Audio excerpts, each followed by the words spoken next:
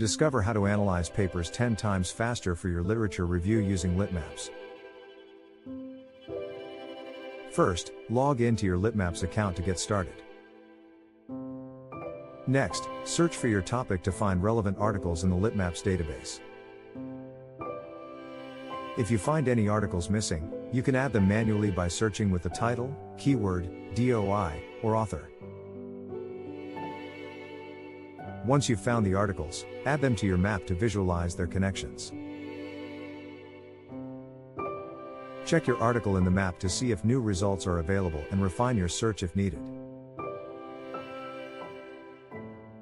You can also edit your article in the map, including exporting or viewing the source.